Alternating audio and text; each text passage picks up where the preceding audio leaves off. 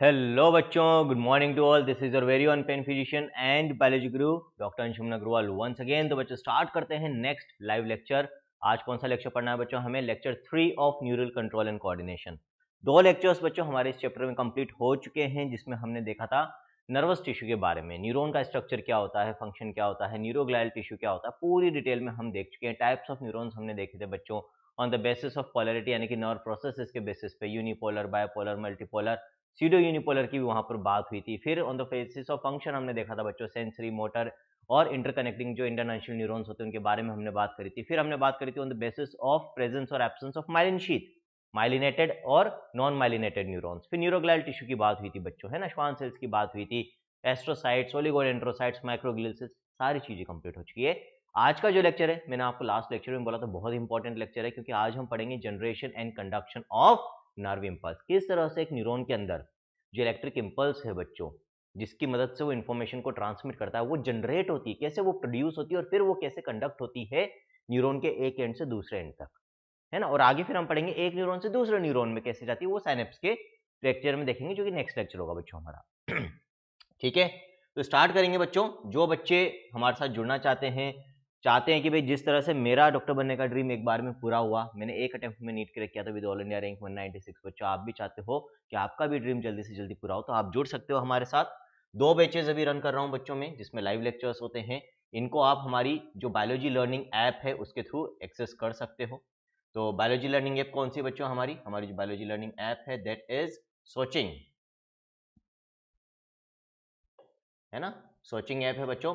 इस सोचिंग ऐप को आप प्ले स्टोर से डाउनलोड कर सकते हो, वहां पर अपने आप को एनरोल कर सकते हो। जोश पेज 11th क्लास स्टूडेंट्स के लिए, जुनून 12th और ड्रॉपर्स के लिए है बच्चों। इसके अलावा चैनल को तो सब्सक्राइब कर ही लो, Soching education by doctor Anshuman Agrawal. और तीसरा काम क्या करना है बच्चों, हर वीडियो के डिस्क्रिप्शन में आपको मिल जाएगा, साथ ही साथ हमारे ऐप के डैशबोर्ड पे भी क्या मिल जाएगा, लिंक किसका, टेलीग्राम ग्रुप का। उसको ज्वाइन करके मेरे से कनेक्ट हो सकते हो और अपने डाउट्स मुझसे पूछ सकते हो बच्चों। स्टार्ट करते हैं आज का lecture, that is generation and conduction of nerve impulse बच्चों। ये एक ऐसा लेक्चर है जहां पर बच्चों को दिक्कत आती ही आती है। अभी तक मैंने ऐसा कोई बैच नहीं देखा बच्चों, पिछले 11 सालों से पढ़ा रहा हूँ, जिस बैच में इस चीज में दिक्कत ना आती हो। रिपीटर्स जो कई बार दो दो तीन तीन साल तक भी इस टॉपिक को पढ़ चुके होते हैं, उनको भी कंफ्यूजन रहता है इस टॉपिक के अंदर। तो इस चीज की गारंटी दे रहा हूँ कि आज जब हम इसको पढ़ लेंगे तो इसके बाद फिर इस टॉपिक में कभी कोई कंफ्यूजन आपको नहीं होगा बच्चों, है ना। देखते हैं चलो। तो generation and conduction of nerve impulse. Excitable cells कौन सी होती है बच्चों? जिनके अंदर इंपल्स जनरेट हो सकती है या जो इंपल्स को ट्रांसमिट कर सकती है। तो हमारी बॉडी में बच्चों दो ही एक्साइटेबल सेल्स है, एक तो न्यूरॉन्स और दूसरी मसल सेल्स। ये दो सेल्स हमारी बॉडी में ऐसी है जिनमें इलेक्ट्रिक इंपल्स जनरेट भी हो सकती है और कंडक्ट भी हो सकती है, इसीलिए इनको हम एक्साइटेबल सेल्स कहते हैं। ये जो एक्साइटेबल सेल्स होती है, जिसमें न्यूरॉन्स भी आगे और मसल सेल्स भी आगे, बच्चे इनकी एक प्रॉपर्टी क्या होती है कि these remain in a polarised state. Polarised state इनका रेस्टिंग स्टेट होता है बच्चों। और ये जो रेस्टिंग स्टेट होता है, इसमें इनकी जो प्लाज्मा मेम्ब्रेन या सेल मेम्ब्रेन होती है, उसके अक्रॉस एक पोटेंशियल डिफरेंस एग्जिस्ट करता है।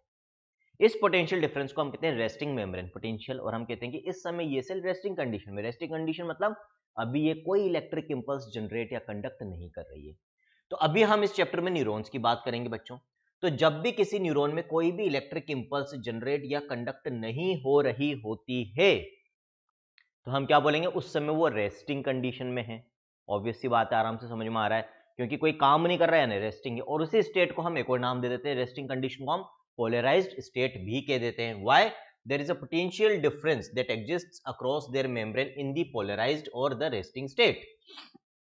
ये जो पोटेंशियल डिफरेंस है बच्चों, जो रेस्टिंग स्टेट में इनकी सेल मेम्ब्रेन के अक्रॉस एग्जिस्ट करता है, इसको ही हम क्या कहते हैं बच्चों, रेस्टिंग मेम्ब्रेन पोटेंशियल कहते हैं। और इसकी जो वैल्यू होती है बच्चों, वो होती है न्यूरॉन्स के केस में, अभी हम सिर्फ न्यूरॉन्स की बात कर रहे हैं, मसल सेल्स में ये वैल्यू अलग होगी, नियर अबाउट -70 मिली वोल्ट, है ना। न्यूरॉन्स के केस में जो रेस्टिंग मेम्ब्रेन पोटेंशियल होती है करीब -70 मिली वोल्ट होती है। ठंड बहुत बढ़ गई है बच्चों, अपना ध्यान रखना, है ना। कल ही एक वीडियो भी डाला है, एक हमारा शॉर्ट्स चैनल भी है बच्चों, मेरा, मेरी वाइफ का, मेरी बेटी का, डॉक्टर डाइटिशियन डुओ। तो वहाँ पर हम कुछ फनी रील्स डालते हैं, ताकि ठीक है कि हम यही चाहते हैं कि भाई जनता बहुत ज़्यादा स्ट्रेस में रहती है, वो नहीं रहना चाहिए। आपको लाइफ को इतना स्ट्रेसफुली या सीरियसली भी नहीं लेना चाहिए। तो कल ही वहाँ पर एक कॉमेडी रील भी डाली है, ठंड के ऊपर है, और वहाँ पर मैंने ये बोला है कि भाई ठंड में ध्यान रखो अपना, क्योंकि आंसू पहुँचना तो फिर भी कोई आ जाएगा, नाक पहुँचने कोई भी नहीं आएगा, जुकाम हो गया तो, है ना।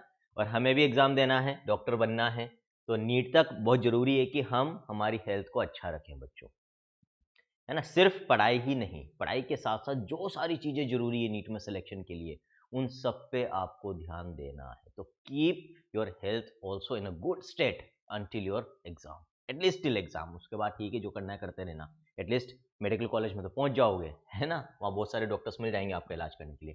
तो इन रेस्टिंग और पोलराइज्ड स्टेट, ये जो आरएमपी है बच्चों, अभी हमने बोला ना कि भाई रेस्टिंग कंडीशन में एक पोटेंशियल डिफरेंस एग्जिस्ट करता है न्यूरॉन्स की सेल के अक्रॉस, सेल मेम्ब्रेन के अक्रॉस, जिसको हम आरएमपी रेस्टिंग मेम्ब्रेन पोटेंशियल कहते हैं। ये डेवलप कैसे होती है फिर, क्योंकि दूसरी सेल्स में तो नहीं हो रही, न्यूरॉन्स और मसल सेल्स में हो रही, तो कोई ना कोई कारण, कुछ ना कुछ मैकेनिज्म तो होगा, स्पेशल मैकेनिज्म, जो इन सेल्स की सेल मेम्ब्रेन के अक्रॉस इस आरएमपी को डेवलप करता है। तो वही देख लेते हैं बच्चों।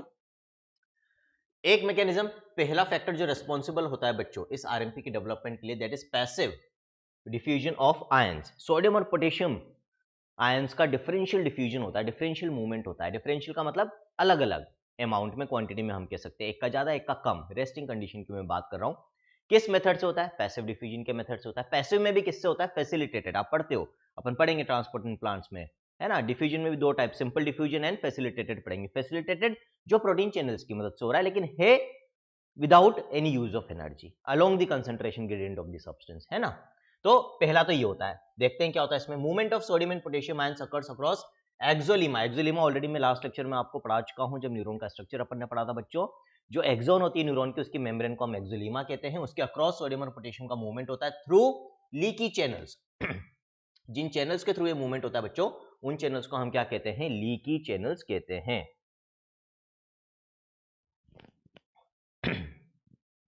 तो ये लीकी चैनल्स क्या है और क्यों मैंने यहां पर इनका नाम लिखा है? एनसीईआरटी ने नहीं लिख रखा बच्चों, तो इसलिए मैंने नाम लिखा है बच्चों, क्योंकि दो तरह के चैनल्स अभी हम यहां पर पढ़ने वाले हैं इस टॉपिक में, जो कि आपको न्यूरॉन की मेम्ब्रेन में मिलेंगे। एक होते हैं लीकी चैनल्स, जिनके थ्रू कंसंट्रेशन ग्रेडियंट के अलोंग, यानी कि ज्यादा से कम की तरफ मूवमेंट होता है आयंस का। इन्हीं सोडियम और पोटेशियम आयंस के एक और तरह के चैनल्स बच्चों आपको मेम्ब्रेन में मिलेंगे, जिनको हम कहते हैं वोल्टेज गेटेड चैनल, जो एक पर्टिकुलर वोल्टेज पर ही ओपन होते हैं और एक पर्टिकुलर वोल्टेज पर ही बंद होते हैं। उनके थ्रू भी होगा तो movement across along the concentration gradient, ज्यादा से कम की तरफ, लेकिन वो एक पर्टिकुलर वोल्टेज पे खुलेंगे, एक पर्टिकुलर वोल्टेज पे बंद होंगे। ये हमेशा ही ओपन रहेंगे लीकी वाले चैनल्स, है ना। बस फर्क इतना सा है, कुछ ज्यादा कुछ कम। कहीं पर ज्यादा चैनल्स होंगे, मेम्ब्रेन पे डेंसिटी ज्यादा होगी, तो वहां पर ज्यादा मूवमेंट होगा। कहीं पर मेम्ब्रेन पे कम डेंसिटी ऑफ चैनल्स होगी, वहां पर कम चैनल्स होंगे, तो वहां पर कम मूवमेंट होगा, है ना। ये भी पॉसिबल लीकी चैनल्स में, यदि 100 चैनल है फॉर एग्जांपल, तो 80 खुल रहे हो एक टाइप पे एक आयन के, तो लेकिन उस समय उस आयन के सिर्फ 10 ही खुल रहे हो। यानी कि इन चैनल्स के थ्रू परमिबिलिटी में चेंज हो सकता है। जरूरी नहीं है सारे के सारे लीकी चैनल्स हमेशा खुले रहे, है ना। इनको भी कुछ फैक्टर्स ओपन और क्लोज करते हैं, जैसे स्टिमुलेशन। हमने कोई स्टिमुलेशन दिया तो सोडियम के चैनल्स खुल जाते हैं ज्यादा अमाउंट में बच्चों। जब तक कोई स्टिमुलेशन नहीं है, रेस्टिंग कंडीशन में है मेम्ब्रेन, तब तक सोडियम के चैनल्स ऑलमोस्ट बंद रहते हैं, पोटेशियम के रेस्टिंग कंडीशन में भी खुले रहते हैं। ठीक है, आगे बात समझ में। तो ये जो लीकी चैनल्स हैं बच्चों, इनके थ्रू मूवमेंट होता है सोडियम और पोटेशियम का। अब रेस्टिंग कंडीशन में देखो क्या पिक्चर देखने को मिलती है। In resting state axolemma is more permeable to potassium ions and almost impermeable to sodium ions. अब इसको समझने के लिए बच्चों हमें क्या देखना है? देखो,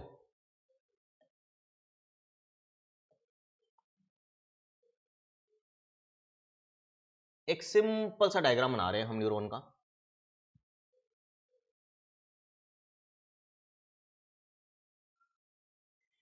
ठीक है, ये हो गया न्यूक्लियस। अभी मान लो ये रेस्टिंग कंडीशन में है।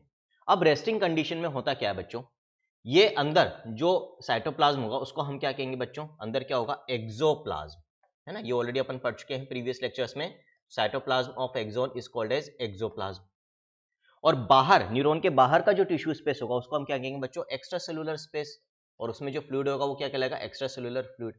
और ये एक्सोप्लाज्म क्या हो गया बच्चों? Intracellular fluid. Biomolecules chapter already अपन पढ़ चुके हैं।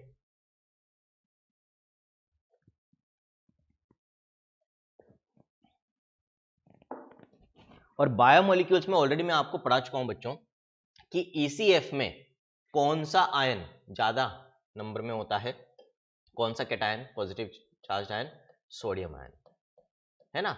ECF में आपको ये सबसे ज्यादा मिलेगा पॉजिटिव चार्ज आयन्स में। और ICF के अंदर आपको कौन सा आयन सबसे ज्यादा मिलता है बच्चों, पॉजिटिव आयन, वो मिलता है पोटेशियम आयन। मतलब न्यूरॉन के अंदर तो पोटेशियम आयन ज्यादा है और न्यूरॉन के बाहर सोडियम आयन ज्यादा होता है बच्चों, ठीक है। रेस्टिंग कंडीशन में क्या होता है, अंदर से बाहर पोटेशियम आयन का मूवमेंट तो हो रहा है काफी ज्यादा, है ना। अभी अपन ने यहां पर जो पॉइंट पढ़ा था, लास्ट पॉइंट, अभी वापस पढ़ेंगे हम। देखो क्या लिखा है मैंने, in resting state axolemma is more permeable to potassium ions. Leaky channels में मूवमेंट कहां से कहां होगा, पैसिवली हो रहा है from higher concentration to lower concentration of the ion. Potassium का कंसंट्रेशन कहां ज्यादा होता है, इनसाइड ICF में, इंट्रासेल्युलर फ्लूइड में, तो उसका मूवमेंट कहां से कहां होगा, from inside to outside. Sodium कहां ज्यादा होता है, ECF में, तो लीकी चैनल यदि मान लो सोडियम का खुला हुआ है तो सोडियम उसमें कहां से कहां जाएगा, बाहर से अंदर। लेकिन रेस्टिंग कंडीशन में जो पोटेशियम के लीकी चैनल्स हैं बच्चों मेम्ब्रेन में, वो ज्यादा नंबर में खुले हुए होते हैं और सोडियम के चैनल्स ना के बराबर खुले हुए होते हैं बच्चों, बहुत ना के बराबर, है ना, ऑलमोस्ट नहीं खुले हुए होते हैं। तो इस कारण क्या हो रहा है बच्चों, जब न्यूरॉन रेस्टिंग यानी कि पोलराइज्ड स्टेट में है, तब पोटेशियम आयन बहुत सारे बाहर जा रहे हैं, सोडियम आयन बहुत कम अंदर आ रहा है। तो जब पॉजिटिवली चार्ज आयन इतने सारे बाहर जाएंगे और बदले में पॉजिटिव आयन अंदर कम आएगा, तो इस मेम्ब्रेन एक्सोलीमा के अंदर की तरफ कौन सा चार्ज बच्चों यहां पर डेवलप हो जाएगा, इस जगह पर रिलेटिवली बाहर के कंपैरिजन में, क्योंकि अंदर से पॉजिटिव चार्ज आयन बाहर ज्यादा जा रहा है, तो हम कह सकते हैं एक तरीके से बाहर पॉजिटिवली चार्ज आयन अंदर के कंपैरिजन में ज्यादा हो रहे हैं, तो मेम्ब्रेन के बाहर की तरफ अंदर के कंपैरिजन में तो पॉजिटिव चार्ज और अंदर की तरफ बाहर के कंपैरिजन में नेगेटिव चार्ज डेवलप होगा। यानी कि अब मेम्ब्रेन के अक्रॉस एक पोटेंशियल डिफरेंस यहां पर डेवलप हो रहा है, जिसको ही हम RMP कहते हैं। अब यहां पर दिख ही रहा है हमें कि हाँ, अंदर की तरफ नेगेटिव, बाहर की तरफ पॉजिटिव। और ये जो मेम्ब्रेन पोटेंशियल हम कभी भी एक्सप्रेस करते हैं बच्चों, हम मेम्ब्रेन के अंदर की तरफ कौन सा चार्ज है उस बेसिस पे करते हैं। तो यहाँ पर मेम्ब्रेन के अंदर किस तरह का चार्ज डेवलप हो रहा है, नेगेटिव, इसीलिए हमने रेस्टिंग मेम्ब्रेन पोटेंशियल में माइनस चार्ज लगाया था, नेगेटिव मेंशन करा था बच्चों। क्लियर है, आई थिंक अब चीजें समझ में आ रही होगी। तो पहला फैक्टर जो इस RMP के डेवलपमेंट के लिए रेस्पॉन्सिबल है, that is differential movement of sodium and potassium through leaky channels through passive diffusion through the axolemma. दूसरा जो फैक्टर होता है बच्चों, वो क्या होता है, ऑलरेडी जो एक्सोप्लाज्म होता है उसके अंदर नेगेटिवली चार्ज्ड प्रोटीन्स का अमाउंट ज्यादा होता है, और इन प्रोटीन्स के लिए भी एक्सोलीमा इम्परमिएबल होती है, इनको बाहर नहीं जाने देती। तो जब एक्सोप्लाज्म में नेगेटिवली चार्ज प्रोटीन्स भी ज्यादा होंगे, तो एक्सोलीमा के अंदर की तरफ यानी कि न्यूरॉन की मेम्ब्रेन के अंदर की तरफ अगेन नेगेटिव चार्ज बढ़ेगा, that is responsible for the development of -70 millivolt RMP। तीसरा फैक्टर, तो पहले दो फैक्टर देखो इंपॉर्टेंट फैक्टर है, पहली चीज तो ये याद रखना, जो तीसरा फैक्टर एक्चुअली डायरेक्टली RMP को डेवलप नहीं कर रहा, लेकिन RMP को डेवलप करने के लिए क्या जरूरी है कि हमेशा ICF के अंदर पोटेशियम ज्यादा रहे और हमेशा ECF के अंदर सोडियम ज्यादा रहे, ताकि पोटेशियम का मूवमेंट अंदर से बाहर और सोडियम का बाहर से अंदर चलता रहे। और ये जो कंसंट्रेशन ग्रेडियंट है कि भाई सोडियम हमेशा बाहर ज्यादा रहे और पोटेशियम हमेशा अंदर रहे, उसके लिए कौन रेस्पॉन्सिबल होता है, सोडियम पोटेशियम एटीपेज पंप। ये इस ग्रेडियंट को मेंटेन, कंसंट्रेशन को मेंटेन करके रखता है। कैसे, देखो ECF में ऑलरेडी सोडियम ज्यादा है, ECF में ऑलरेडी सोडियम ज्यादा है ना, और उसकी टेंडेंसी क्या होती है कि जब भी लीकी चैनल खुले तो बाहर से अंदर आए, और जब वो बाहर से अंदर आएगा तो बाहर कम होने लग जाएगा, लेकिन बाहर उसको बढ़ाकर मेंटेन करके रखना जरूरी, तभी हम जिंदा रहेंगे, ये चीज ध्यान रखना। जिस दिन ECF में सोडियम कम हो गया और ICF में पोटेशियम कम हो गया, मर जाएंगे। तो ECF में सोडियम का अमाउंट बढ़ाकर रखने के लिए कौन जिम्मेदार है, सोडियम पोटेशियम एटीपेज पंप। ये ATP यूज करेगा, यानी कि एनर्जी यूज करता है बच्चों, और एनर्जी की मदद से हमेशा ICF की तरफ से, सेल्स के अंदर से बाहर की तरफ 3 सोडियम आयंस को ले जाता है। ऑलरेडी जिधर सोडियम ज्यादा है उधर ये सोडियम ले जा रहा है, अगेंस्ट कंसंट्रेशन ग्रेडियंट काम कर रहा है, इसीलिए यहां पर इसको एनर्जी यूज करनी पड़ेगी। एटीपेज पंप है ना, एटीपी यूटिलाइजिंग पंप है बच्चों।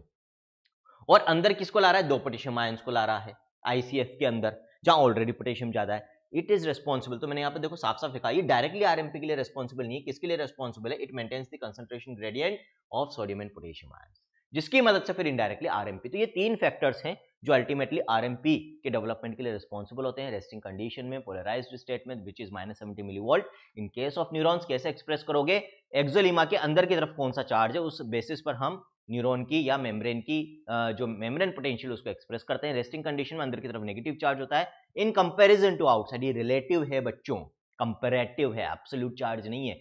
बाहर के कंपैरिजन में अंदर पॉजिटिव चार्ज कम हो रहा है या पॉजिटिव आयंस कम हो रहे हैं, that is why we are saying कि अंदर रिलेटिवली नेगेटिव चार्ज डेवलप हो रहा है। वैल्यू कितनी है इस समय पोटेंशियल डिफरेंस की? -70 मिलीवोल्ट। आई थिंक क्लियर है ना? जब तक आरएमपी का डेवलपमेंट क्लियर नहीं होगा बच्चों, आप ये जो टॉपिक है generation and conduction of nerve impulse, मैं गारंटी दे रहा हूं नहीं समझ सकते हो। और मैं एक और चीज की गारंटी दे रहा हूं कि पूरी इंडिया में बहुत कम टीचर्स हैं जो इस टॉपिक को सही से पढ़ाते हैं। क्योंकि बच्चों पिछले 11 सालों में मैंने बायोलॉजी डिपार्टमेंट्स को, नीट डिविजन्स को हेड भी किया है, बहुत सारे डेमोज भी लिए हैं रिक्रूटमेंट के, फैकल्टी रिक्रूटमेंट के। और ये एक ऐसा टॉपिक है जिसको मैं एक बायोलॉजी फैकल्टी को टेस्ट करने के लिए यूजुअली पूछता था हर डेमो में।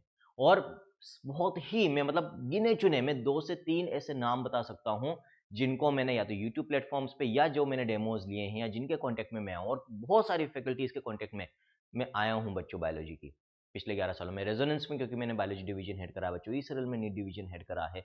हर साल 100-150 डेमोज होते ही होते हैं बड़े इंस्टीट्यूट्स में। तो पिछले 11 सालों में आप सोच सकते हो मैंने कितने डेमोज लिए होंगे।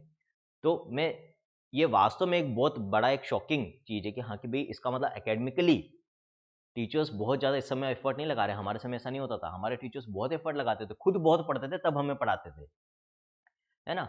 बट जो मेरे को देखने को मिला, ये एक ऐसा टॉपिक है जिसको मैं फिंगर्स पे काउंट कर सकता हूँ कि सिर्फ 3-4 फैकल्टीज ने ही अभी तक मैंने देखा है कि सही पढ़ाया, और बाकी सब ने गंद मचा रखी है ना? यही बोलूंगा। तो बच्चों ध्यान से पढ़ लेना इस टॉपिक को। क्लियर है? ठीक है ना? तो आरएमपी कैसे डेवलप हो रही है, आगे बात समझ में। तो आरएमपी फॉर न्यूरॉन्स कितनी होती है बच्चों? अप्रोक्सीमेटली इसके आसपास, एग्जैक्ट वैल्यू जरूरी नहीं है ना? अप्रोक्सीमेटली यही होगी, किसी की -72 -75, लेकिन आसपास -70 के आसपास ±5 मिलीवोल्ट आप कर सकते हो। ये तो होगी आरएमपी की बात। अब इसके आगे मैं सिर्फ ब्लैंक पेज लाया हूं, क्यों? ये एक ऐसा टॉपिक है जिसको मैं ऑलरेडी लिख कर लाता तो आप नहीं समझ पाते, हम साथ के साथ समझेंगे, है ना? चीजें बनाता जाऊंगा, समझाता जाऊंगा बच्चों। क्लियर है? ठीक, 7:30 बज रही है, मेरे को करीब 8:45 के आसपास सर्जरी के लिए निकलना है। आज अपने को 2 लेक्चर्स कंप्लीट करने हैं, तो फटाफट इसको करते हैं और फिर रेस्पिरेशन प्लांट्स का भी लेक्चर अपने को देखना है बच्चों 8 बजे से। तो कैसे स्टार्ट करेंगे? देखो, अभी आप लोग यदि साथ में केशव है यहाँ पर अभी, तो जो भी बच्चा लाइव में अटेंड करता है या बाद में भी देखता है रिकॉर्डेड में, तो एक चीज बोलूंगा, जब मैं समझा रहा हूँ अभी इस टॉपिक को सिर्फ समझना, फिर बाद में अपने रजिस्टर में इस चीज को बनाना बच्चों, है ना? साथ के साथ मत बनाओ, क्योंकि कई चीजें मैं रब भी करूंगा, पहले बनाऊंगा फिर रब करूंगा। तो अभी जैसे हम क्या मान के चलेंगे बच्चों, अभी पूरा जो हम ये टॉपिक समझेंगे, आपको एक चीज याद रखनी है, हम जिस न्यूरॉन को कंसिडर कर रहे हैं उस न्यूरॉन की जो सेल बॉडी है वो इस तरफ है ना? ये उसका एक्सोन है और इस तरफ उसका टर्मिनल एंड है। अब मैं क्या कर रहा हूं, इस न्यूरॉन की सेल बॉडी को रब कर रहा हूं, ठीक है? अब देखो ये एक्सोन रह गया, अंदर की तरफ यहां पर क्या है बच्चों? आईसीएफ, इसका इंट्रासेल्यूलर फ्लूइड, एक्सोप्लाज्म। एक्सोप्लाज्म क्योंकि सेल के अंदर का फ्लूइड है, इसको मैं क्या बोलूंगा? आईसीएफ, जिसमें क्या ज्यादा होता है? पोटेशियम ज्यादा। और बाहर की तरफ क्या होगा बच्चों? ईसीएफ। क्या ज्यादा होगा? ईसीएफ। ठीक है? अब ये जो 2 एक्सोलीमा है ना एक्सोन की, इसमें से मैं एक एक्सोलीमा को और रब कर रहा हूं, इसको भी मैंने हटा दिया। तो अब हमने सिर्फ एक तरफ की एक्सोलीमा को यहां पर रखा है, और हर एक डायग्राम में अब यही प्रोटोकॉल अपन फॉलो करेंगे यहां पर हर स्टेप में। तो क्या याद रखना है अपने को कि भाई इस तरफ तो क्या है? हमारी सेल बॉडी, और इस तरफ क्या है बच्चों? Nerve terminal, nerve ending. ठीक है? ये क्या है बच्चों? This is axolemma. इधर एक्सोलीमा के अंदर का पार्ट यानी कि एक्सोप्लाज्म वाला पार्ट, और बाहर या तो यहां पर लिख लो आप एक्सोप्लाज्म यानी कि आईसीएफ, इंट्रासेलुलर फ्लूइड। और बाहर की तरफ क्या है बच्चों? ईसीएफ प्रेजेंट है, ईसीएफ प्रेजेंट है। ठीक है? सारी चीजें। तो इसको अपन एक काम करते हैं, एक्सोलीमा को एक दूसरे कलर से बना लेते हैं ताकि डिफरेंशिएशन हो जाएगा।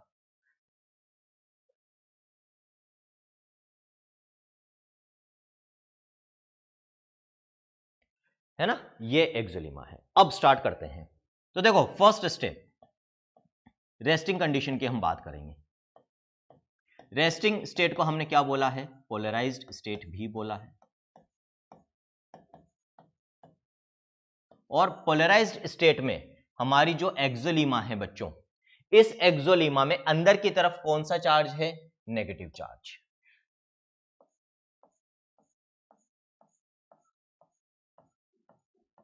और बाहर की तरफ कंपैरेटिवली कौन सा चार्ज है, in comparison to inside positive charge. कारण 3 है, उनमें से 2 ज्यादा इंपॉर्टेंट है, passive diffusion and negatively charged proteins की प्रेजेंस, वो दोनों मैं आपको एक्सप्लेन कर चुका हूं, है ना। तो अल्टीमेटली उसकी वजह से जो रेस्टिंग कंडीशन होगी वहां पर इस समय इस पॉइंट पर, है ना, सेल बॉडी वाले पॉइंट पर यदि मैं देखूं तो यहां पर आरएमपी कितनी है बच्चों, अभी resting membrane potential, this is approximately equal to -70 millivolt. ये अभी इस समय आरएमपी है। यहां पर बाहर की तरफ क्या है, ईसीएफ है, और इधर की तरफ क्या है बच्चों, आईसीएफ है। अभी क्या चल रहा है मेम्ब्रेन के अंदर, जो पोटेशियम आयन की लीकी चैनल्स हैं वो बहुत ज्यादा नंबर में खुले हुए हैं, और जो सोडियम आयन की लीकी चैनल्स हैं वो बहुत कम नंबर में खुले हुए हैं, क्योंकि रेस्टिंग कंडीशन में जो एक्सोलीमा होती है वो पोटेशियम आयन के लिए ज्यादा परमिएबल, सोडियम के लिए ना के बराबर यानी कम परमिएबल होती है। पोटेशियम इस समय बहुत ज्यादा बाहर जा रहा है, लेकिन सोडियम अंदर बहुत कम आ रहा है यहां पर। ठीक है, क्लियर। अब सेकेंड स्टेप पे आते हैं हम।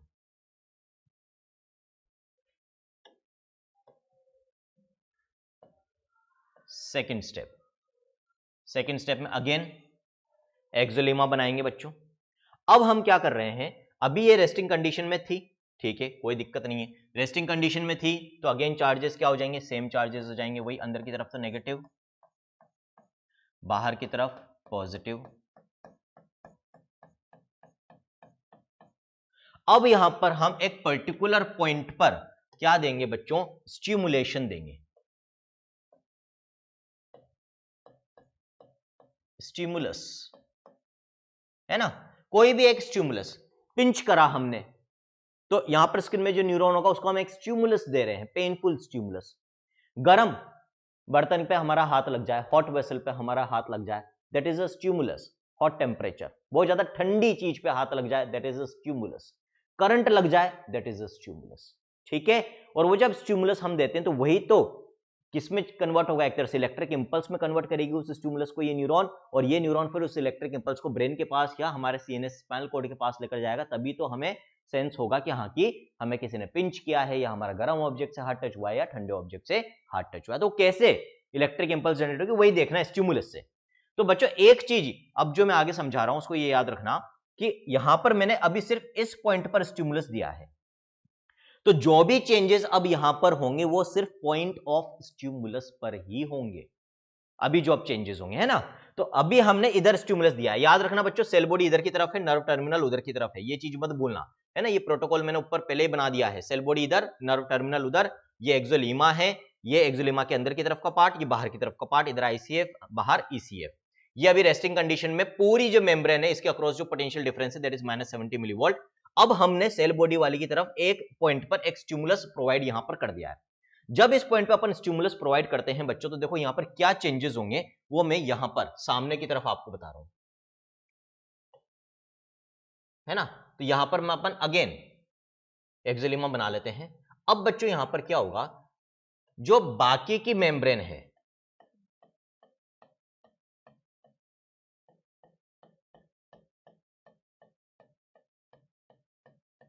ना, जो बाकी की मेम्ब्रेन है बच्चों उस पर तो अभी वही -70 मिलीवोल्ट जो पोटेंशियल डिफरेंस था, रेस्टिंग मेम्ब्रेन पोटेंशियल वही मेंटेन रहेगा, लेकिन जो पॉइंट ऑफ स्टिमुलस है, जो पॉइंट ऑफ स्टिमुलस है, ये पॉइंट ऑफ स्टिमुलस जहां पर हमने स्टिमुलस दिया था बच्चों, उस पॉइंट पर क्या चेंज होगा वो देखो यहां पर, उस पॉइंट पर भी बाहर पॉजिटिव और अंदर रहेगा तो नेगेटिव, लेकिन ये वैल्यू अब -70 मिलीवोल्ट से किधर की तरफ जाने लग जाएगी, बढ़ने लग जाएगी टुवर्ड्स पॉजिटिव, ये जाने लग जाएगी टुवर्ड्स -60 मिलीवोल्ट, है ना।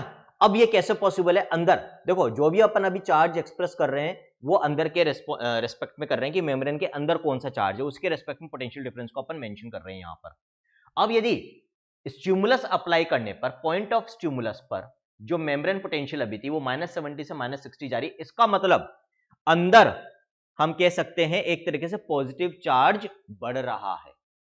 यदि नेगेटिव चार्ज बढ़ता तो -70 से -80 की तरफ जाती, -70 से -60 की तरफ जा रही है, मतलब मान लो -60 यदि होगी तो हम कह सकते हैं यदि पहले अंदर 70 नेगेटिव आयंस थे और मैं अंदर 10 पॉजिटिव आयंस डाल दूं तो चार्ज 10 का न्यूट्रलाइज हो जाएगा, -60 रह जाएगा ना। इसका मतलब अंदर अब पॉजिटिव चार्ज बढ़ रहा है। कैसे बढ़ेगा भाई?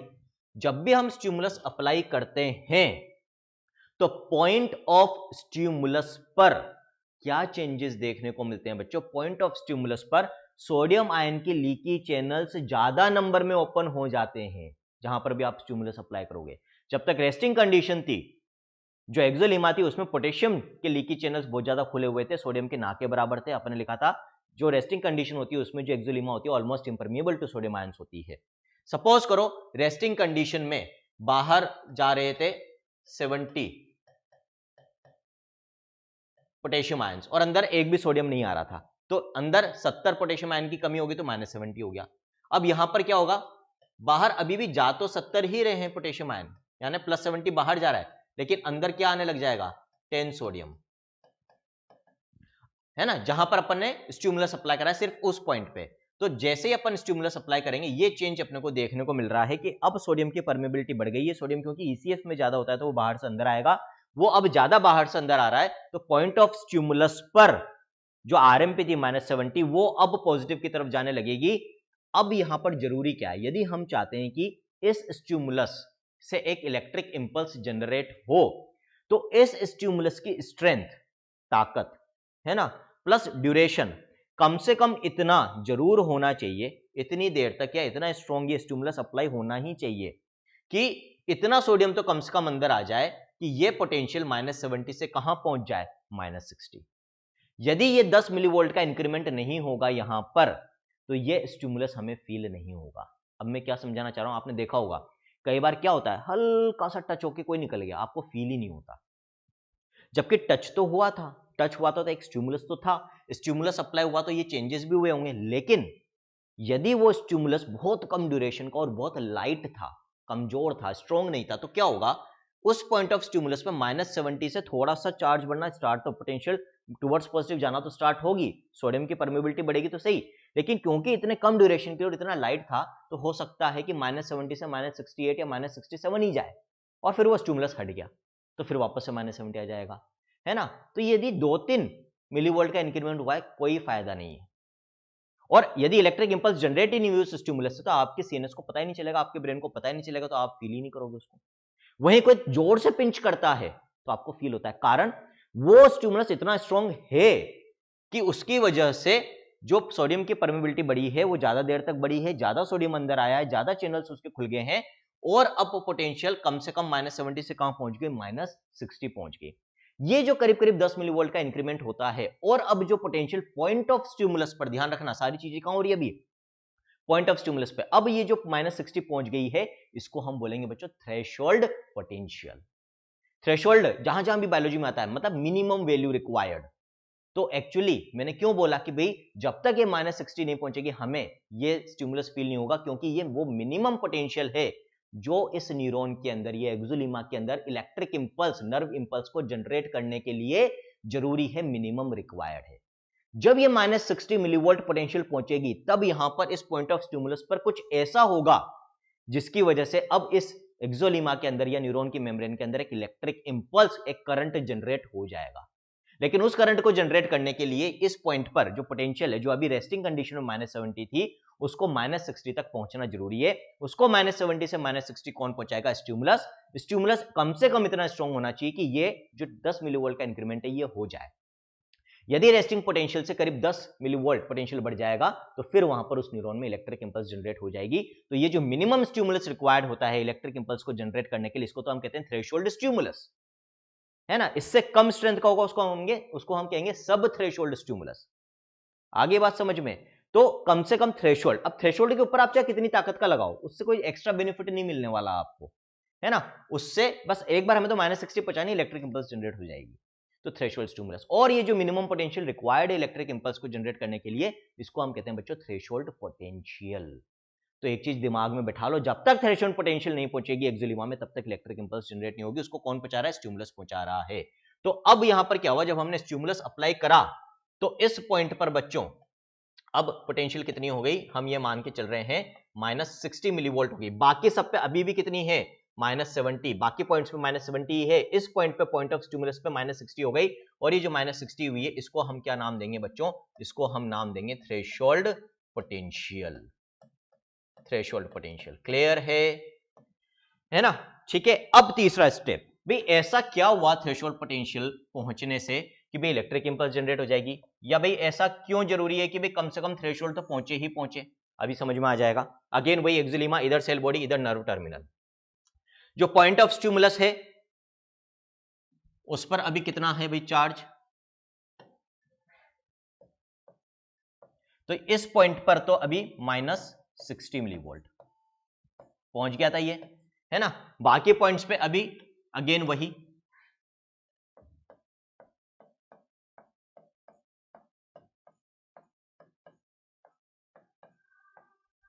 अगेन वही है बच्चों, दैट इज -70 मिलीवोल्ट, है ना। अब जिस पॉइंट पे, इसको मैं ऐसे मार्क कर रहा हूं, अब अगेन जिस पॉइंट पे, इसको अपन उसी कलर से कर लेते हैं, बेटर रहेगा। पॉइंट ऑफ स्टिमुलस, है ना, ये पॉइंट ऑफ स्टिमुलस। अब पॉइंट ऑफ स्टिमुलस पे -60 मिलीवोल्ट पोटेंशियल पहुंच चुकी है। अब इस पॉइंट पे फर्दर क्या चेंजेस होंगे -60 पहुंचते हैं, वो देखते हैं बच्चों। अगेन सामने देखेंगे बाकी के चेंजेस को। फिर से एक्सोलिमा बना रहा हूं यहां पर मैं, है ना। थोड़ा सा छोटा कर लेता हूं ताकि सारी चीजें आपको एक ही स्क्रीन पे दिखती रहे बच्चों, रिलेट कर पाओ ताकि आप स्टेप बाय स्टेप, ठीक है ना। आई थिंक विजिबल है, ज्यादा छोटे तो नहीं हो रहे बच्चों फॉन्ट्स? केशव बेटा,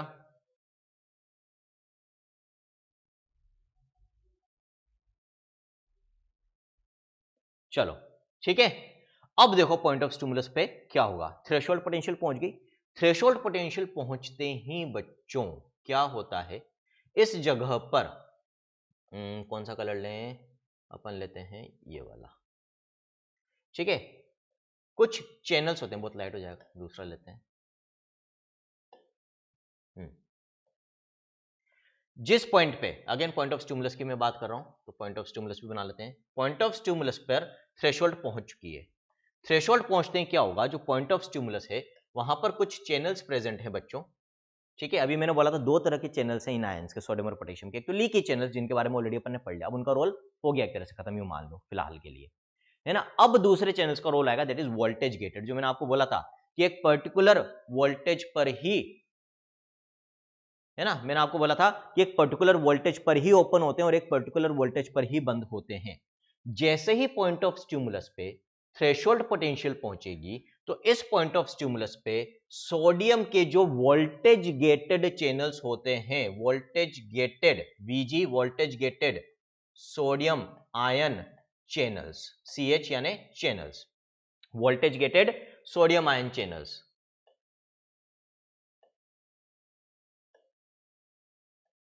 है ना, voltage gated sodium ion channels, वो ओपन हो जाएंगे। लेकिन कहां? सिर्फ पॉइंट ऑफ स्टिमुलस पे। क्यों? क्योंकि ये वोल्टेज गेटेड है। वोल्टेज गेटेड का मतलब एक पर्टिकुलर वोल्टेज पे ओपन होते हैं, और इन वोल्टेज गेटेड सोडियम चैनल्स के ओपन होने के लिए ये मेम्ब्रेन में ऑलरेडी प्रेजेंट हैं, लेकिन अभी तक बंद थे। क्यों? क्योंकि इनको ओपन होने के लिए मेम्ब्रेन में कौन सी पोटेंशियल चाहिए, कितनी पोटेंशियल चाहिए? -60 मिलीवोल्ट। जैसे ही आरएमपी से करीब 10 मिलीवोल्ट का इंक्रीमेंट होगा, -70 से -60 मिलीवोल्ट पोटेंशियल पहुंचेगी, यानी कि थ्रेशोल्ड पोटेंशियल पहुंचेगी, उसी टाइम पर ये जो पॉइंट ऑफ स्टिमुलस है वहां पर voltage gated sodium channels open हो जाएंगे। सोडियम कहां ज्यादा है बच्चों? ईसीएफ के अंदर ज्यादा होता है, आईसीएफ में कम होता है। तो इन चैनल्स के थ्रू सोडियम का मूवमेंट कहां से कहां होगा? Sodium will move from outside to inside. Sodium कहां आएगा? बाहर से अंदर आएगा, लेकिन बहुत ज्यादा अमाउंट में और बहुत तेजी से। अब जब इस पॉइंट ऑफ स्टिमुलस पर इतना सारा सोडियम अंदर आएगा तेजी से, बाहर से अंदर आ रहा है, अंदर अभी रिलेटिवली नेगेटिव चार्ज था, -60 millivolt across the membrane potential difference था।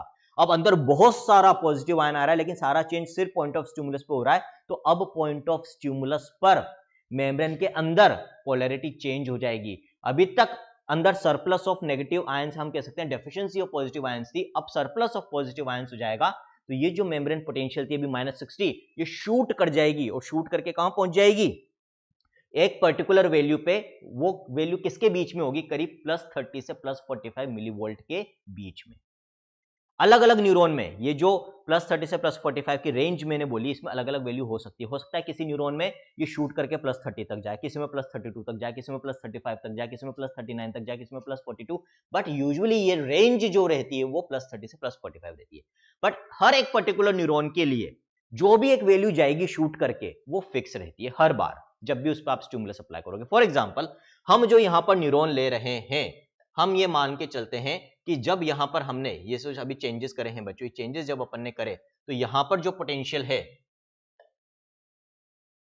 कलर का लफड़ा पड़ता है, ग्रीन ले लेते हैं चलो, है ना। यहां जो पोटेंशियल है हम ये मान के चल रहे हैं कितनी पहुंच जाएगी बच्चों, +45 मिलीवोल्ट, +45। तो अब जो पॉइंट ऑफ स्टिमुलस है वहां पर बाहर के कंपैरिजन में पॉजिटिव चार्ज डेवलप हो गया है ना, लेकिन सिर्फ कहां पर, पॉइंट ऑफ स्टिमुलस पे। बाकी की जो एक्सोलीमा है बच्चों, बाकी की एक्सोलीमा पे अभी भी क्या है, वही, बाकी की एक्सोलीमा अभी भी रेस्टिंग कंडीशन में ही है, -70 मिली वोल्ट, है ना। ये चीज याद रखना, जो पॉइंट ऑफ स्टिमुलस है वहां पर अब पोटेंशियल +45 पहुंच गई है। हो सकता है किसी दूसरे न्यूरॉन में ये वैल्यू +40 जाती, हमारे न्यूरॉन में अब क्योंकि इस बार +45 पहुंची, तो याद रखना हर बार +45 पहुंचेगी। तो ये जो शूट करके एक मैक्सिमम पोटेंशियल पहुंची है ना बच्चों, इसको हम कहते हैं पीक पोटेंशियल या स्पाइक पोटेंशियल। क्या बोलते हैं, पीक और स्पाइक, पीक और स्पाइक पोटेंशियल, नोट्स में सब मिल जाएगा आगे। स्पाइक पोटेंशियल, है ना, पीक और स्पाइक पोटेंशियल। लेकिन डायग्राम सबसे ज्यादा इंपॉर्टेंट है, जी समझ लिया तो फिर कभी कोई दिक्कत नहीं आएगी। और एनसीईआरटी की लैंग्वेज की हम बात करें तो एक्चुअली एनसीईआरटी ने गड़बड़ कर रखी है, इसी को नाम दे रखा है एक्शन पोटेंशियल का भी। जबकि एक्शन पोटेंशियल तो ये जो अभी पूरा जो अपन चेंजेस देख रहे हैं और एक जो इलेक्ट्रिक इंपल्स जनरेट होगी और जो ट्रेवल करेगी न्यूरॉन के थ्रू, उसको हम एक्शन पोटेंशियल कहते हैं। लेकिन ठीक है ना, एनसीईआरटी को भी खुश कर देते हैं। उसने बोला है कि ये जो मैक्सिमम पोटेंशियल यहाँ पर हमारे केस में +45 पहुंच रही है, अलग अलग न्यूरॉन में ये वैल्यू अलग अलग हो सकती है, लेकिन रेंज +30 से +45 के बीच में होती है बच्चों, है ना। रेंज भी अपन लिख लेते हैं यहाँ पर, ये जो रेंज होगी इस पीक पोटेंशियल या स्पाइक पोटेंशियल की, वो किसके बीच में होगी, +30 से लेकर +45 तक। लेकिन हर एक न्यूरॉन के लिए ये वैल्यू पर्टिकुलर और स्पेसिफिक होती है, सेम होती है, फिक्स होती है। ऐसा नहीं कि एक न्यूरॉन में एक बार +40 गई, अगली बार +45, एक बार +39, नहीं, सेम जाएगी हर बार। बेटा केशव के दो सवाल हैं कि सर पैरालाइज्ड कंडीशन में क्या इलेक्ट्रिक थ्रेशोल्ड पोटेंशियल जनरेट नहीं होता। पैरालिसिस के कारण पे डिपेंड करेगा। देखो पैरालिसिस के बार क्या होता है कि न्यूरॉन्स तो ठीक है, मोटर न्यूरॉन्स तो सही है जो इंपल्स ला रहे हैं मसल तक, लेकिन मसल में दिक्कत होती है, मसल में जनरेट नहीं हो पाती इंपल्स, है ना। तो वहां पर फिर न्यूरॉन में तो हो रही है, मसल में नहीं हो रही। कई बार पैरालिसिस इस कारण से होता है कि मसल तो ठीक है, लेकिन ब्रेन से जो इंपल्सेस आनी चाहिए मोटर न्यूरॉन के थ्रू वो नहीं आ पा रही। उसमें हमेशा ये जरूरी नहीं है कि न्यूरॉन में थ्रेशोल्ड ही जनरेट नहीं हो रहा, और भी कई कारण हो सकते हैं। बीच में जो पाथ है न्यूरॉन्स का, उसमें मान लो बीच का एक न्यूरॉन पूरी तरह से डैमेज है, तो हो सकता है कि पाथवे के एक न्यूरॉन में तो इंपल्स जनरेट हो रही है, दूसरे न्यूरॉन में नहीं हो रही, ट्रांसमिट नहीं हो पा रही साइनेप्स के लेवल पे। तो पैरालिसिस के कारण पे डिपेंड करेगा। हाँ, यदि न्यूरॉन इन्वॉल्व है, न्यूरॉन को डैमेज हो गया, तो फिर वहां कह सकते हो कि वहां पर फिर उसमें इलेक्ट्रिक इंपल्स ही जनरेट नहीं हो रही, है ना, थ्रेशोल्ड तो दूर की बात है। दूसरा आप कह रहे हो गैंग्रीन। देखो गैंग्रीन एंटायरली डिफरेंट कंडीशन है। गैंग्रीन में तो क्या होता है कि टिश्यू डेड हो जाता है, और डेड होने के बाद सड़ने लग जाता है, उसमें इन्फेक्शन हो जाता है ना, that is a gangrenous condition. तो गैंग्रीन तो यूजुअली वैसे आपसे पूछा भी नहीं जाता है नीट के लेवल पे, ये तो एमबीबीएस में आप पढ़ोगे बच्चों। लेकिन हाँ, पैरालिसिस के बारे में कई बार क्वेश्चन आ जाता है, तो आपको कंसेप्ट पता होना चाहिए। ठीक, क्लियर यहाँ पर। तो पॉइंट ऑफ स्टिमुलस पे क्या हो गया बच्चों, अब अंदर की तरफ पॉजिटिव और बाहर की तरफ नेगेटिव। बाकी की अभी मेम्ब्रेन में बाहर पॉजिटिव अंदर नेगेटिव है। यहां तक आई थिंक कोई डाउट नहीं है। कोई डाउट हो तो पूछ लो, नहीं तो फिर आगे का समझ में नहीं आएगा। अगला स्टेप फिर से, है ना, एक्सोलीमा बना लिया अपन ने। अब हम कहां पर किस स्टेप पे आ चुके हैं कि भाई जो पॉइंट ऑफ स्टिमुलस है हमारा, उस पॉइंट ऑफ स्टिमुलस पर अंदर पॉजिटिव बाहर नेगेटिव, बाकी की पूरी एक्सोलीमा में अंदर नेगेटिव बाहर पॉजिटिव है। है ना। पॉइंट ऑफ स्टिमुलस भी बना लेते हैं हमारा, ये हमारा पॉइंट ऑफ स्टिमुलस, ठीक है। पॉइंट ऑफ स्टिमुलस पे जो पोटेंशियल है बच्चों इस समय कितनी है, हमारे न्यूरॉन के केस में +45 मिलीवोल्ट, +45 मिलीवोल्ट। अब पॉइंट ऑफ स्टिमुलस के जस्ट बगल वाला जो पास वाला नियर बाय पॉइंट है बच्चों, ये वाला पॉइंट, यहां पर पोटेंशियल कितनी है, यहां पर अभी पोटेंशियल है, रुक जाओ, तो ये पोटेंशियल तो होगी बच्चों इसकी, है ना, इस पॉइंट की। और अब जो मैं पोटेंशियल लिखूंगा वो होगी इस वाले पॉइंट की, जो नेक्स्ट पॉइंट है स्टिमुलस वाले पॉइंट के पास में, इस पर अभी भी -70 मिलीवोल्ट पोटेंशियल है या नहीं है, ये अभी भी रेस्टिंग कंडीशन में, क्योंकि अभी इस पे अपन ने स्टिमुलस अप्लाई नहीं करा था, स्टिमुलस यहां अप्लाई करा था अपन ने बच्चों। अब यदि मैं मान लो इसको मैं कह दूं ए पॉइंट और इसको मैं कह दूं बी पॉइंट, है ना, ए पॉइंट को अपन उसी कलर से बनाते हैं, ए पॉइंट और बी पॉइंट। तो बच्चों ए और बी के बीच में कितना पोटेंशियल डिफरेंस है इस समय, +45 -70, डिफरेंस निकालना है अपने को, है ना। तो -70 माइनस +45 होगा, तो ओवरऑल कितना हो गया, 70 और 110 से 115, ये डिफरेंस हो जाएगा इन दोनों पॉइंट के बीच में बच्चों माइनस, या आप इसको अब चार्ज लगे डिफरेंस निकाल रहे हैं तो अपने को चार्ज मेंशन करने की जरूरत नहीं है, चार्ज हटा दो यहां से, रब हो जा, हाँ। तो कितने का डिफरेंस हुआ बच्चों इन दोनों पॉइंट के बीच में, 115 मिलीवोल्ट का। कैसे निकाला अपन ने, 45 प्लस में है, माइनस 70, है ना, तो कितना हो जाएगा 45 प्लस 70 कितना हो जाएगा आपका 115। आगे बात समझ में क्लियर है।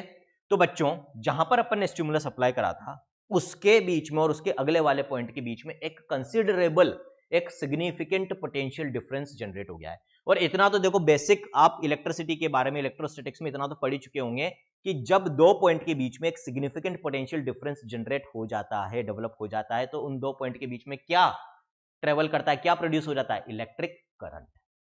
तो क्योंकि अब ए और बी पॉइंट के बीच में एक कंसिडरेबल, एक सिग्निफिकेंट पोटेंशियल डिफरेंस जनरेट हो गया है बच्चों, तो यहां पर करंट भी जनरेट होगा, है ना। और ये करंट अब ट्रेवल करेगा, और कहां से कहां ट्रेवल करेगा, from A point towards B point, from A point towards B point, positive to negative की तरफ जाएगा। आई थिंक क्लियर है या नहीं है। तो इस तरह से क्या जनरेट हो गई है, हमें दो चीजें पढ़नी थी, generation and conduction of nerve impulse. हमने क्या जनरेट कर दिया, यहां पर एक इलेक्ट्रिक करंट जनरेट कर दिया है, किसके अंदर, न्यूरॉन की मेम्ब्रेन के अंदर, बिटवीन 2 पॉइंट्स, जो किस डायरेक्शन में ट्रेवल कर रहा है, from cell body towards nerve terminal. मैंने आपको प्रीवियस लेक्चर्स में ये बोला था कि एक्सॉन में हमेशा इंपल्स किधर से किधर ट्रेवल करेगी, फ्रॉम सेल बॉडी की तरफ से नर्व टर्मिनल की तरफ ही ट्रेवल करेगी। तो यहां पर अब ये करंट जनरेट हो चुका है। अब बच्चों जब ये करंट यहां पहुंचेगा बी वाले पॉइंट पे, तो ये करंट अपने आप में एक स्टिमुलस है बी पॉइंट के लिए। बी पॉइंट पे जैसे ही ये स्टिमुलस अप्लाई होगा, यहां पर भी सोडियम की परमेबिलिटी बढ़ जाएगी, थ्रेशोल्ड पोटेंशियल पहुंचेगी -60 पहुंचते ही यहां पर भी वोल्टेज गेटेड सोडियम चैनल खुलेंगे, बहुत सारा सोडियम अंदर आएगा, ये पॉइंट भी क्या हो जाएगा, पॉजिटिव। फिर ऐसे अगला पॉइंट पॉजिटिव, अगला पॉइंट पॉजिटिव।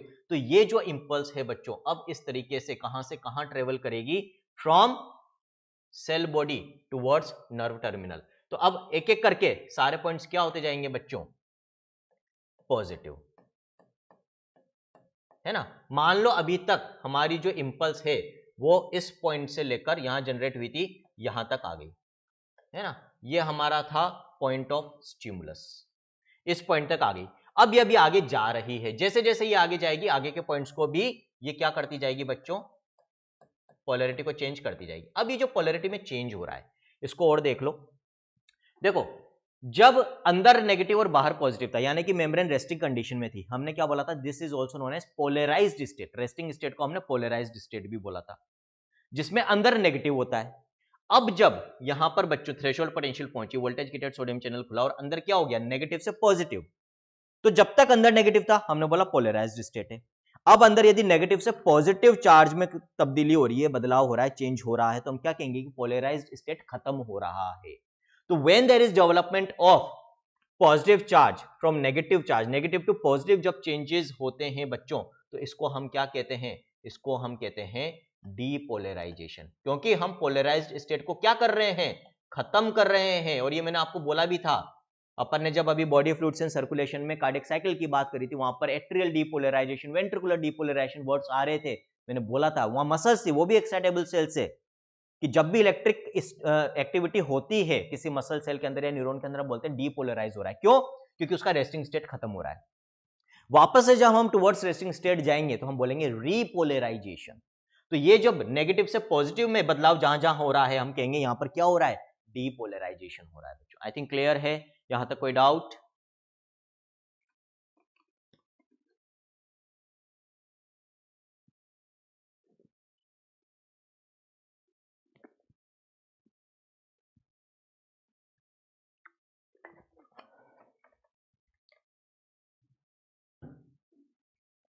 चलो आगे बढ़ते हैं हम, है ना।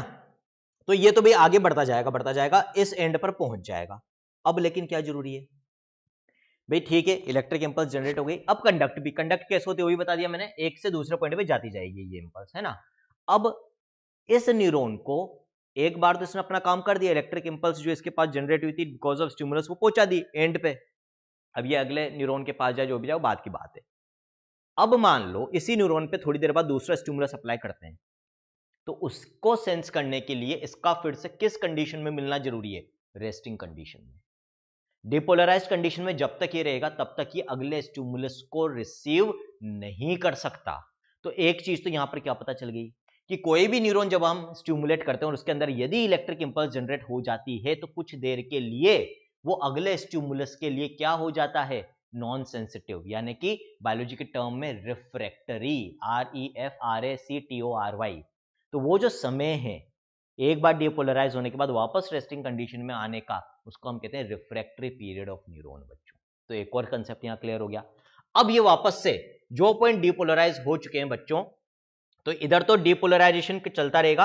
अब जो शुरुआती पॉइंट है बच्चों, यहां पर जो शुरुआत का पॉइंट है उस पर क्या स्टार्ट हो जाएगा, शुरुआत वाले पॉइंट पे, इस शुरुआत वाले पॉइंट पे रीपोलराइजेशन स्टार्ट हो जाएगा। तो जैसे ही 2-3 पॉइंट्स आगे पहुंच जाती इंपल्स, पीछे वाले पॉइंट्स पे रीपोलराइजेशन चालू हो जाता है। तो फिफ्थ स्टेप में अब अपन क्या देखेंगे बच्चों, रीपोलराइजेशन देखना है,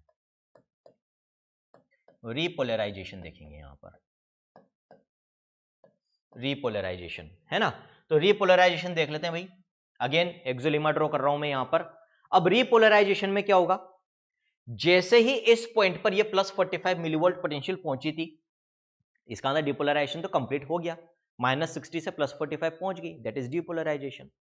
अब इस पॉइंट पर जहां पर ये +45 पहुंच गई थी बच्चों, यहां पर क्या, अभी क्या है यहां पर, पहले तो अपन बना लेते हैं। अभी इस समय यहां पर है +45, है ना। ये मान लो 3 पॉइंट अपने डिपोलराइज हो चुके हैं। आगे अभी रिपोलराइजेशन चल रहा है, सॉरी डिपोलराइजेशन कंटिन्यू रहेगा। तो आगे अभी भी रेस्टिंग कंडीशन ही है, करंट हमारा ट्रेवल कर रहा है ना, आगे बढ़ता जा रहा है करंट, करंट जा रहा है इस डायरेक्शन में। पॉइंट ऑफ स्टिमुलस पे अब देखते हैं क्या होगा वापस से बच्चों। पॉइंट ऑफ स्टिमुलस पे अब वापस से रिपोलराइजेशन चालू हो जाएगा। कैसे चालू होगा, इस समय जो पोटेंशियल यहां पर है वो है +45 मिलीवोल्ट, है ना। जो पॉइंट डिपोलराइज हो जाता है और उस पर पीक पोटेंशियल पहुंच जाती है, तो पीक पोटेंशियल पहुंचते ही अब जो वोल्टेज गेटेड सोडियम चैनल थे उनका काम हो चुका है, तो वोल्टेज गेटेड सोडियम चैनल तो हो जाएंगे बच्चों बंद, है ना। तो वो जो अभी खुले हुए थे ना यहां पर, ये देखो यहां पर अपन ने क्या बनाए थे, ये वोल्टेज गेटेड सोडियम चैनल, ये ओपन है, उनका ढक्कन अभी खुला हुआ है, गेट खुला हुआ है, देखो गेट खुला हुआ है, इसको अपन कर देंगे बंद। वोल्टेज गेटेड सोडियम चैनल हो गया बंद, है ना, ये गेट बंद हो चुका है। अब सोडियम अंदर नहीं आ सकता। और जब ये पीक पोटेंशियल पहुंच जाएगी तो वोल्टेज गेटेड सोडियम चैनल तो होता है बंद, खुलेगा कौन सा, यहां पर दूसरा चैनल खुल जाएगा बच्चों अब, जिसका क्या नाम है, वोल्टेज गेटेड पोटेशियम चैनल। अब यहां पर वोल्टेज गेटेड पोटेशियम चैनल खुल जाएगा। इधर बच्चों भूलना मत, आईसीएफ एक्सोप्लाज्म है, बाहर क्या है, एक्स्ट्रा सेलुलर फ्लूइड, न्यूरॉन के बाहर का टिश्यू स्पेस, ईसीएफ, ईसीएफ में सोडियम ज्यादा, तो सोडियम तो बाहर से अंदर आता है, आईसीएफ में पोटेशियम ज्यादा, तो पोटेशियम अंदर से बाहर जाएगा, तो यहां पर किसका मूवमेंट होगा बच्चों, पोटेशियम का मूवमेंट होगा। जैसे वोल्टेज गेटेड, नाम लिख देते हैं अपन पहले, वोल्टेज गेटेड पोटेशियम चैनल, है ना। तो ये जैसे वोल्टेज गेटेड पोटेशियम चैनल बच्चों यहां पर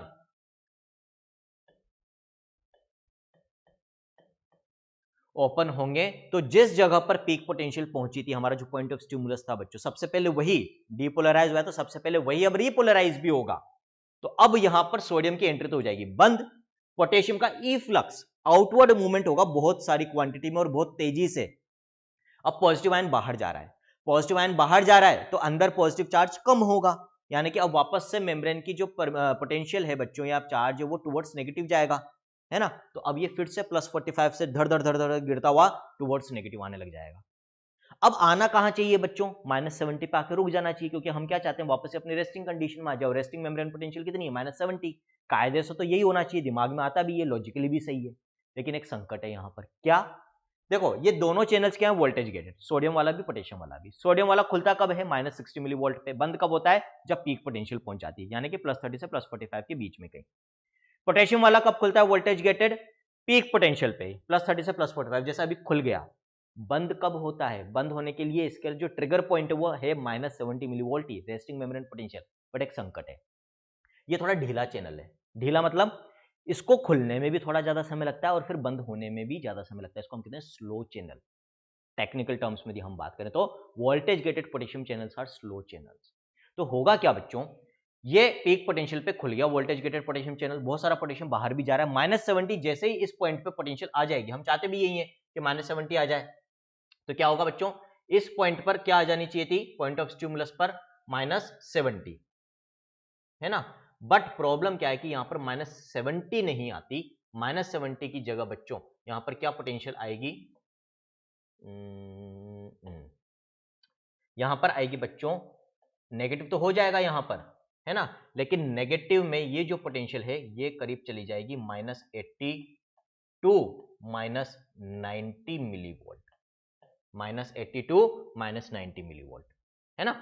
ठीक है, आगे के पॉइंट्स अभी क्या है, डीपोलराइज्ड। ध्यान से देखना बच्चों, इस तरह का डायग्राम आता है एक आपसे, जिसमें सब एक साथ शो कर रखा है, repolarisation, depolarisation and resting condition, है ना। मान लो यहां तक पहुंच गया हमारा ये, और अभी जो नेक्स्ट पॉइंट है वो अभी भी क्या है, रेस्टिंग कंडीशन में। करंट, इसका मतलब अभी यहां तक आ चुका है हमारा, ये अभी आगे इस एंड तक पहुंचना बाकी है। ये पॉइंट्स डीपोलराइज्ड है, ये रेस्टिंग में है, यहां पर अभी कितना है देखो, सबके पोटेंशियल लिख देता हूं, ये तो है -70 पर अभी, है ना।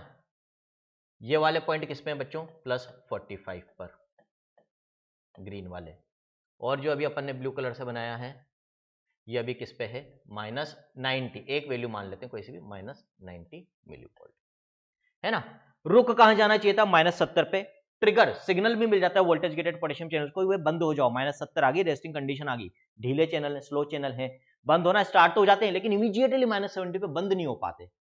तो -70 ऑलरेडी मान लो पहुंच गई, उस पॉइंट पे इनको बंद हो जाना चाहिए था, ये थोड़ी देर बाद बंद होंगे। तो जब तक बंद होंगे तो -70 तो ऑलरेडी पहुंच गई थी, और उसके बाद भी यदि पोटेशियम बाहर जाता रहेगा तो पोटेंशियल -70 से और नेगेटिव चली जाएगी ना, क्योंकि पॉजिटिव आयन का लॉस लगातार चल रहा है, -70 पहुंचने के बावजूद भी। -70 वाज आवर पोलराइज्ड स्टेट, वो हमारा पोलराइज्ड मेम्ब्रेन पोटेंशियल था, रेस्टिंग मेम्ब्रेन पोटेंशियल। अब यदि उसके बाद भी पॉजिटिव आयन बाहर चला जाएगा तो मेम्ब्रेन पोटेंशियल उस पॉइंट पे और नेगेटिव हो जाएगी, और करीब कहां पहुंच जाती है, -80 से -90 के बीच में किसी वैल्यू पर पहुंच जाती है बच्चों। तो ये जो -80 से -90 की वैल्यू पहुंच रही है, मतलब पोलराइज्ड स्टेट से भी ज्यादा पोलराइज्ड स्टेट हो रहा है ना, इसको हम कहते हैं हाइपर पोलराइजेशन। क्या बोलेंगे बच्चों, हम हाइपर पोलराइजेशन बोलेंगे। तो यहां रीपोलराइजेशन के बाद, रीपोलराइजेशन चालू तो हो गया, लेकिन रीपोलराइजेशन यूजुअली ज्यादातर न्यूरॉन्स में रेस्टिंग कंडीशन में नहीं रुकता, इनफैक्ट क्या हो जाता है, हाइपर पोलराइजेशन, है ना। हाँ, लेकिन ये -80 टू -90 पहुंचते पहुंचते यहां पर जितने भी वोल्टेज गेटेड पोटेशियम चैनल्स हैं वो सब बंद हो जाएंगे। वो बंद होने के बाद जो अपन ने इनिशियल मैकेनिज्म्स देखे थे आरएमपी के वक्त, पैसिव डिफ्यूजन है और वही सोडियम पोटेशियम पंप, वही सिर्फ काम करेंगे।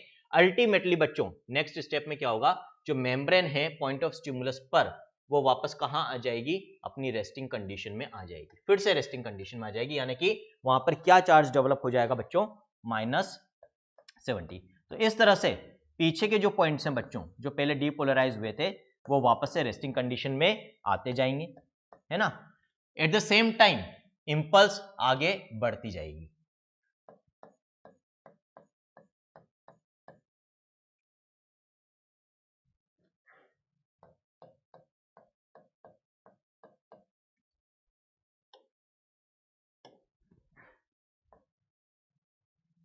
है ना, तो ये इंपल्स आगे बढ़ती जा रही है, ये डीपोलराइज्ड पार्ट ये अभी रेस्टिंग कंडीशन में, और ये वापस से अपनी रेस्टिंग कंडीशन में पधार चुके हैं। अब ये फिर से तैयार है एक नई स्टिमुलस को रिसीव करने के लिए, सेंस करने के लिए, है ना। आया नहीं आया, सृष्टि, केशव, कोई डाउट हो बच्चा बता दो, मेरे हिसाब से समझ में आ गया होगा। अल्टीमेटली इस तरह से ये वापस से पूरा का पूरा न्यूरॉन इंपल्स आगे जाती जाएगी, ये तो डीपोलराइज होते जाएंगे पॉइंट, पीछे वाले पॉइंट वापस से रिपोलराइज होंगे, एक बार हाइपर पोलराइजेशन में जाएंगे और फिर से वापस रेस्टिंग कंडीशन में यानी कि पोलराइज्ड स्टेट में पहुंच जाएंगे।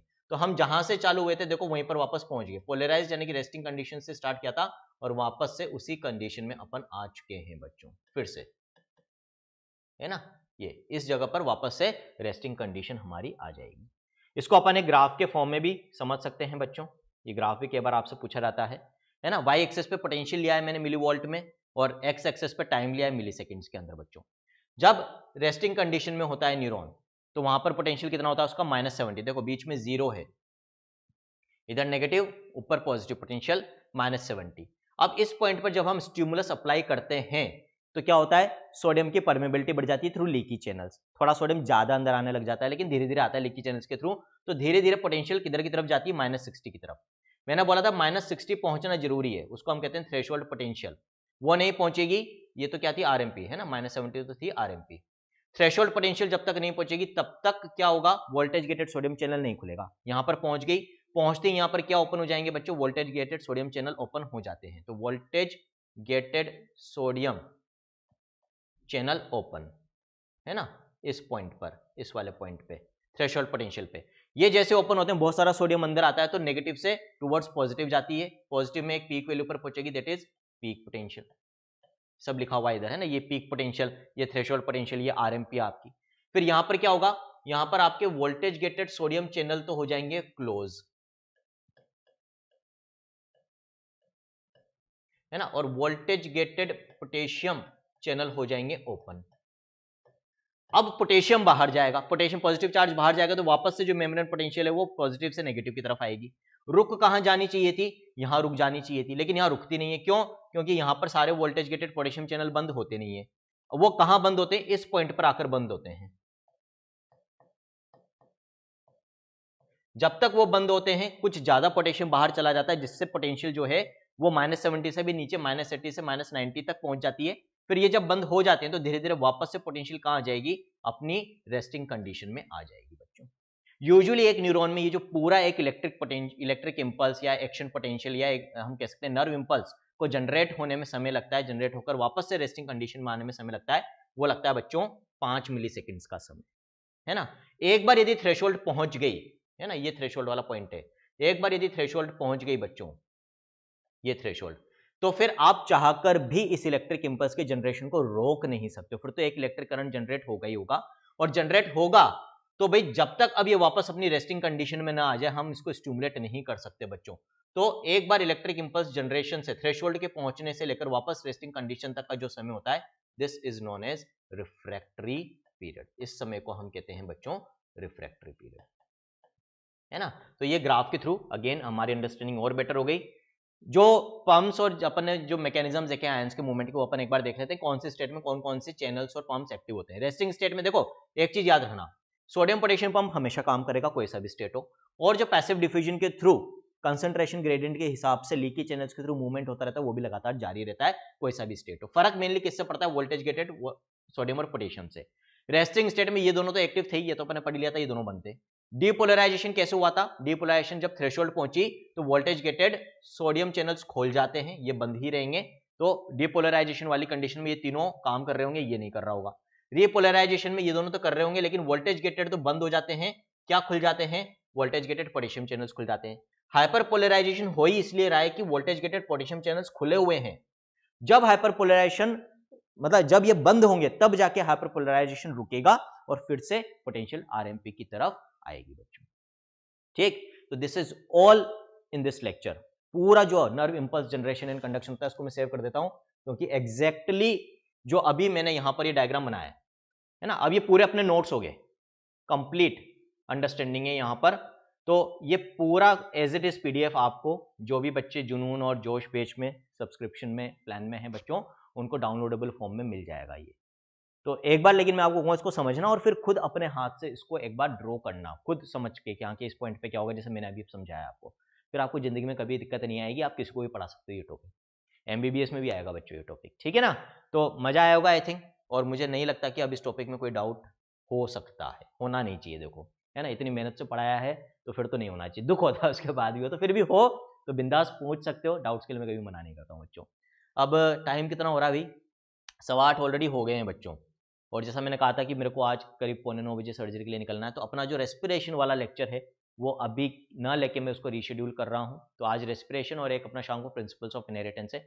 मोस्ट प्रोबेबली जैसे ही मैं दिन में बीच में मेरे को कहीं पर भी विंडो मिलेगी 1-1.5-2 घंटे की, मैं कोशिश करूंगा कि ये लेक्चर्स आपके लिए एटलीस्ट रेस्पिरेशन वाला तो दिन में रिकॉर्ड कर दूं और शाम को हम प्रिंसिपल्स वाला लाइव कर लें, ताकि आज का जो अपना कंटेंट है आज का आज ही कंप्लीट हो जाए, है ना।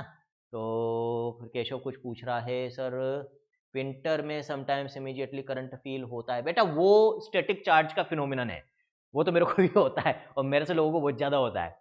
मतलब सर्दियों में समस्या रहती है कि जैसे मैं पर्टिकुलरली मेटल की चीज़ें जैसे डोर नॉब्स वगैरह हो गए, टच करते ही करंट लगता है और लोगों को मुझसे करंट लगता है ना। बाकी जैसे अपने वुलन क्लॉथ वगैरह को भी अपन टच करते हैं तो कई बार चिंगारी तक निकल जाती है और करंट भी लगता है, हल्की सी चिंगारी भी दिखती है।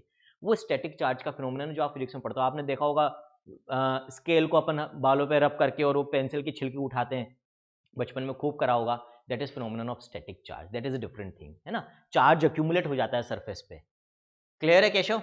वो जो आप पूछ रहे हो विंटर में समटाइम्स इमीडिएटली करंट फील होता है सर।